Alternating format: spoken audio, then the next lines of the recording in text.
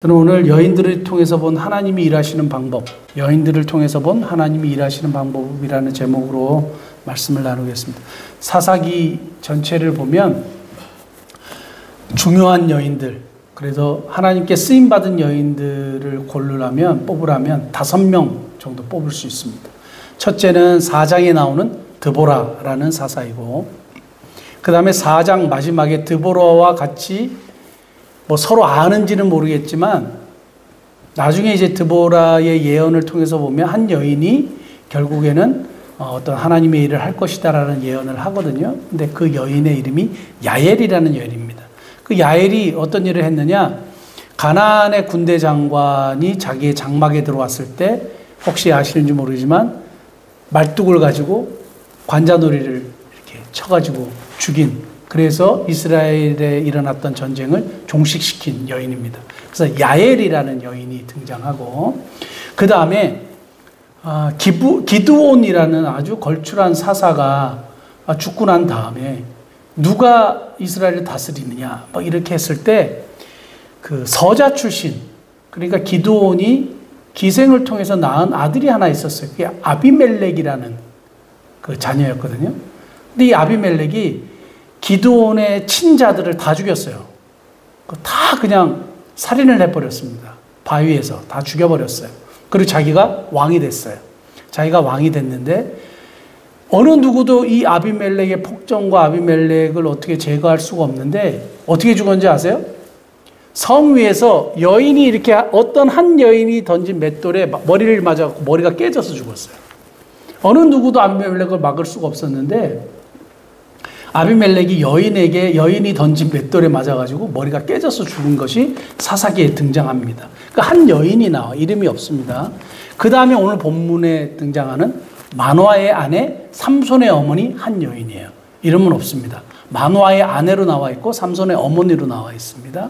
이 네 번째 여인이고, 다섯 번째 여인은 사사기 끝에, 사사기 다음 책이 룻기인데 이 룻기가 언제 있었느냐 하면 사사들이 치리하던 때에 있었던 일이다 라고 이렇게 시작합니다. 그러니까 사사 시대에 있었던 일이에요. 누구냐? 이방 여인 룻이에요. 이 다섯 여인들을 이렇게 쭉 살펴보면서 하나님이 일하시는 방법이 탁 드러나더라고요. 그래서 그걸 여러분들하고 잠깐 이 금요 기도에 나누면서 우리의 기도 제목을 삼았으면 좋겠습니다. 공통점은 여인이라는 거예요.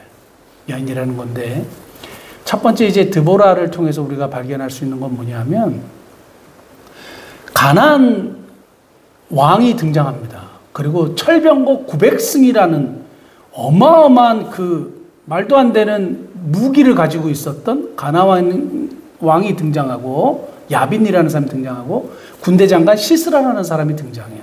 그러니까 걸출한 장군이었나 봐요.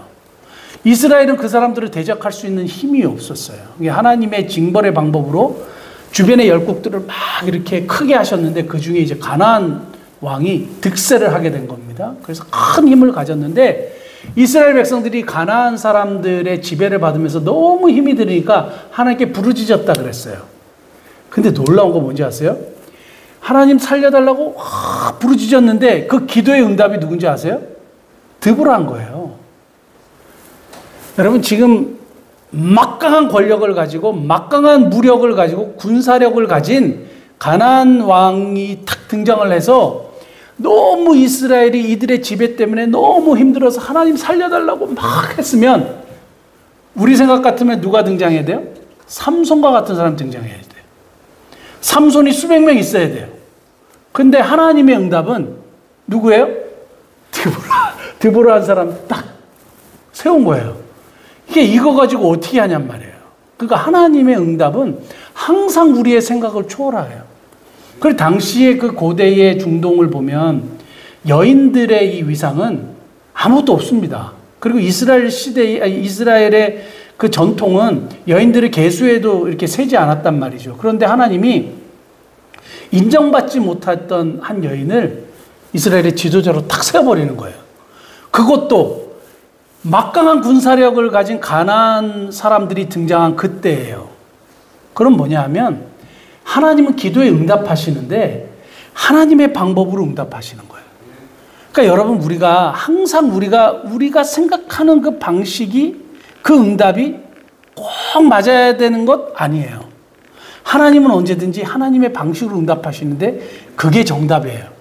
결국 드보라를 통해서 그 밑에 바락이라는 사람을 통해서 또 한 여인 야엘이라는 사람을 통해서 결국엔 이스라엘을 가나안으로부터 구원하십니다. 그러니까 놀라운 일이죠. 여인을 통해서 가나안 사람들은 어떻게 이길 거라고 생각을 했겠어요. 근데 하나님은 그냥 세우세요. 연약하고 인정받지 못하고. 제가 이 말씀보다 갑자기 그 생각이 났는데요. 그 9.11 테러 사건 기억하십니까? 제가 미국에 있었을 때인데요. 진짜 쌍둥이 빌딩에 정말 그냥 비행기가 거기에 갖다 꽂혔잖아요. 그러니까 그 어마어마한 100층이 훨씬 넘는 그 빌딩들이 무너져 내렸잖아요. 막 사람들이 소리 지르고 난리가 났잖아요. 조지 부시 대통령이 진짜 열받았어요. 그리고 미국 사람들이 이제 다 열받았어요. 왜냐하면 그거를 봤던 주변에 그 학교 다녔던 제 친구들이 다 군대 입대한다 그랬어요. 저 절대 가만두지 않겠다. 알카에다 이스라엘 근본주의자들이거든요. 근데 이 사람들을 누가 도왔느냐? 탈레반 정권이 도왔어요. 아프가니스탄의 탈레반 정권이 이 사람들을 지지하고 도와줬는데 이 탈레반 정권이 뭘 했냐면 근본주의자들이니까 여인들 교육 금지, 여인들 외출 남편의 허락 없이는 금지, 그리고 이렇게 신체 노출 금지. 그래서 아프가니스탄 여인들은 히잡만 쓰는 게 아니고요. 온몸을 다 가렸어요. 눈도 잘 안 보이도록. 그 보시면 그 혹시 다큐멘터리 이런 거 보셨으면 아실지 모르지만 절대 노출하지 않아요. 남편의 허락 없이는 집 밖으로 나가지 못하고 TV, 영화 이런 거 보지도 못해요. 여자들은 모든 것이 제한되어 있었어요. 그래서 조지 부시 대통령이 또 하나의 이유를 들었어요. 여성을 해방하겠다 그랬어요. 왜냐하면 너무 억압받으니까. 그런데 지금 우리나라도 우리 조선시대를 거치면서 여전히 여자가 어디서 지금 여기서 이런 분들도 아직도 있잖아요. 나이 드신 분들 중에 21세기인데도 그래요. 마찬가지로 그때는 더 심했죠. 더 심한 문화가 있었죠. 그런데 하나님이 누구를 세웠느냐? 드보라를 세워서 하나님의 일을 하시더라 이거예요. 그러니까 하나님은 언제든지 하나님의 방법대로 응답하시고 일하신다 이겁니다. 그러니까 우리가 생각할 때 우리가 이걸 꼭 기도하지만 다른 방법으로 하나님이 응답을 하실 수 있어요. 그런데 그 방법이 옳은 방법이고 좋은 방법이에요. 그래서 하나님은 언제든지 좋은 길로 인도하신다는 것 믿으실 수 있길 바랍니다. 그 다음에 야엘이라는 여인을 통해서 그 가나안의 장군 시스라가 죽습니다. 그 말뚝을 뭐 관자놀이에 이렇게 막 박아가지고 죽였다고 하지 않았습니까? 근데 시스라가 머리가 똑똑한 사람이에요. 왜냐하면 천대받던 여인의 장막에 추격자들이 들어올 거를 생각은 안 한 거예요.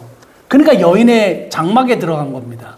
근데 당시의 문화는 또 뭐냐 하면 누구에게 죽느냐? 이걸 굉장히 명예로운 죽음이냐 명예롭지 못한 죽음이냐 이랬단 말이에요.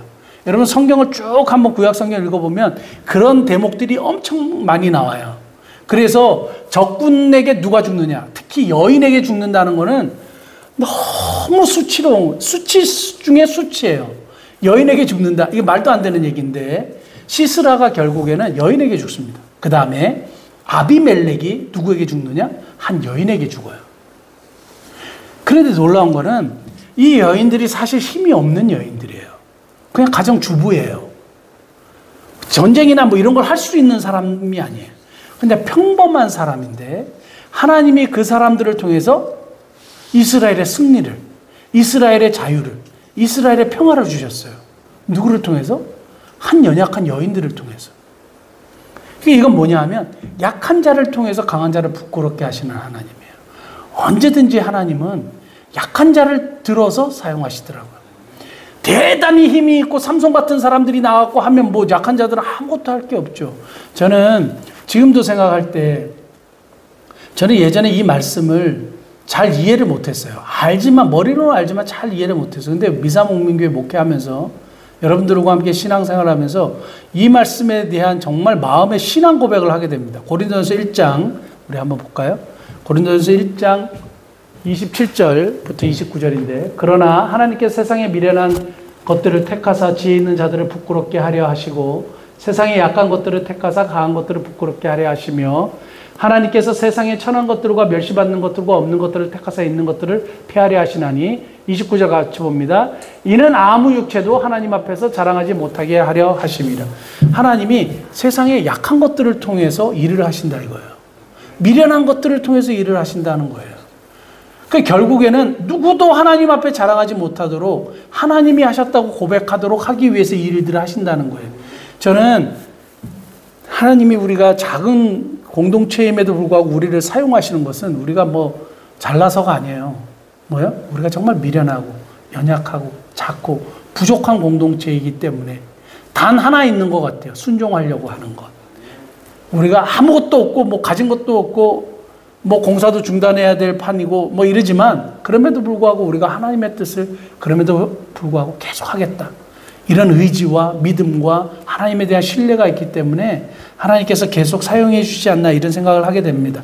약한 자를 통해서 강한 자를 부끄럽게 하시는 것이 하나님이 일하시는 방법이에요. 그러니까 아유 저기 좀 돈 있는 사람들 좀 오고 그거는 진짜 성경하고 맞지 않는 얘기예요. 그러니까 그런 얘기를 우리도 모르게 자꾸 하는데요. 그건 맞지 않아요. 돈 있는 사람이 좀 우리 교회 오고 그 말이 안 되는 얘기예요. 그래가지고 하나님 일을 해요? 그거는 내가 하려고 하는 거죠. 그러니까 우리 약한 자를 통해서 하나님의 일을 하신다라는 사실을 기억하실 수 있기를 바랍니다. 그 다음에 또 마지막에 이제 볼 것은 뭐냐 하면 그 마노아의 아내나 룻은 뭐예요? 이방 여인이었죠. 그리고 찢어지게 가난했죠. 그런데 자기가 이스라엘인이 되겠다 그랬죠. 근데 오늘 마노아의 아내는 어떤 여인이었냐면 불임인 여인이에요. 그러니까 다 문제가 있어요. 근데 문제가 있고 가난하고 이방인이고 출신 성분이 좋지 못한 이런 사람들을 통해서 뭘 하느냐? 하나님이 일하시더라 이거예요. 그러면 여기서 소망이 생기는 게 뭐냐 하면 우리 평범한 사람들이고 연약한 사람들이고 문제가 있는 사람들이잖아요. 근데 하나님은 이런 사람들을 통해서 영광 받기를 기뻐하신다 이거예요. 저와 여러분들을 통해서 하나님이 영광 받기를 기뻐하신다 이겁니다. 저는 그런 하나님이 너무 좋습니다. 너무 감사하고 이런 연약한 자들을 통해서 일하시고자 하는 하나님.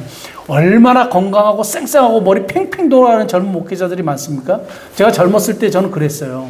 진짜 머리 팽팽 돌아가고 부지런하고 막 열심히 하고 막 뭔가를 막 계획하고 막 성도들 막 이래가지고 막 그렇게 목회를 했단 말이에요. 지금은 이제 달라요. 근데 지금 병도 들고 문제도 있고 시원찮잖아요.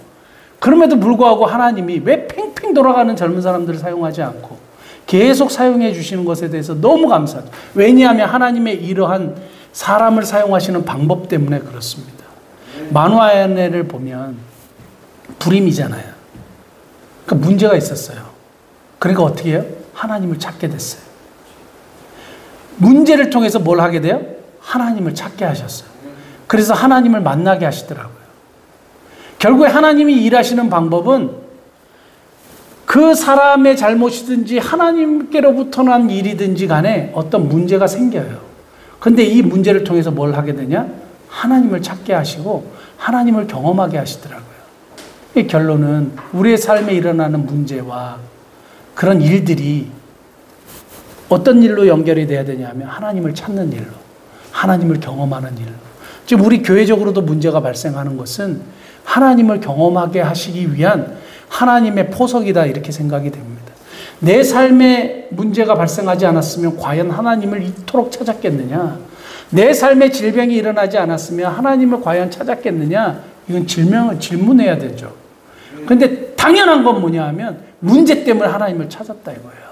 성경에 수많은 사람들이 그렇게 교만하고 잘난 척했던 그 므낫세 왕이라는 아주 악독한 왕도요. 어떻게 됐냐? 그거 말씀만 드리고 말씀 마칠게요. 역대하 33장 12절 13절 보면 진짜 나쁜 왕이고 자기밖에 모르고 사람들 다 죽이고 뭐 똑똑한 척하고 막 그러다가 결국엔 포로로 끌려가거든요. 근데 그가 환난을 당하여 이렇게 되어 있습니다. 그가 환난을 당하여 그의 하나님 여호와께 간구하고 그의 조상들의 하나님 앞에 크게 겸손하여 기도하였으므로 하나님이 그의 기도를 받으시며 그의 간구를 들으시사 그가 예루살렘에 돌아와서 다시 왕위에 앉게 하심에 므낫세가 그제서야 여호와께서 하나님이신 줄 알았다.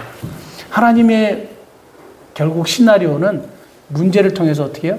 하나님이 살아계신다는 것을 깨닫게 하시는 거고 하나님을 찾게 하시고 그래서 하나님이 살아계시는구나 고백하게 하시는 거예요. 지금 저와 여러분들의 삶의 문제는 이거는 반드시 하나님 앞에 가지고 가서 하나님의 살아계심을 경험하는 그런 통로이기 때문에 그렇게 생각하시고 하나님을 찾으셔서 하나님을 경험하시는 저와 여러분 되시기를 예수님 축복합니다. 기도하시겠습니다.